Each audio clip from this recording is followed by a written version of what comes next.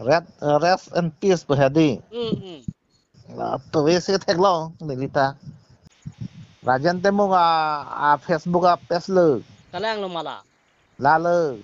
là Freedom Front bu hai. La lu. Rajan temu lu. Rajan Timur lo di. Rajan temu ma lu. Oh. La IPSL sim nang cikang datan la bonai fit lu ke. Oh là Rajan Timur sebenarnya lagi di là Freedom Front bu kai. La lu. Là ana munit ke lah.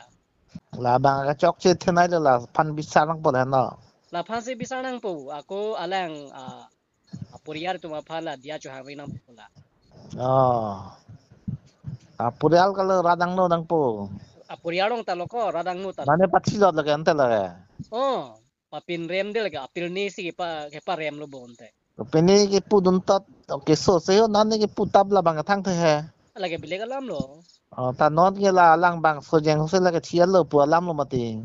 Oh, la salam betik. La rajan temu masuk tok la nu pre kan le. Kalang lo di. Rajan temu lagi nang li non malo phat chok lo rajan temu malo lagi. La sora jan timung la andi. Mana la ta ke chi tek tek char dak lo non. Lalu la ta ke thi ke charda ka bang lo. Ula an la son claim lang mala so munit. La rajan temu lagi ni lagi cindel le ke ceng kan ta.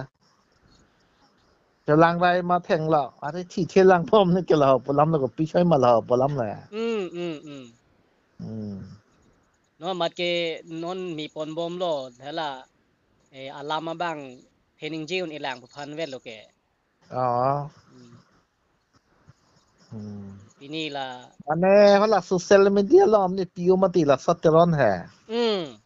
La support ke lang ni la. Kalang lo alang tum a parti la rajan timung tum atuara yat av yat apolo. Ai kani la pi dia juga la Pida no rajan temu masih la komen pilo manu kapek le. la sumunit la an ma. Rajan temu lo lagi.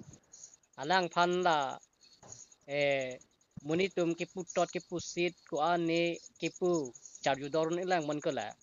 Rajan temu phanta la foto bang ha. Bonai rai tum ta ha. Rip pu bonai da nang po. Oh bonai dia nang ko la. Bonai da nang po. Rajan temu Facebook lo lagi kapek le. Ko ni ke koman ma pulo.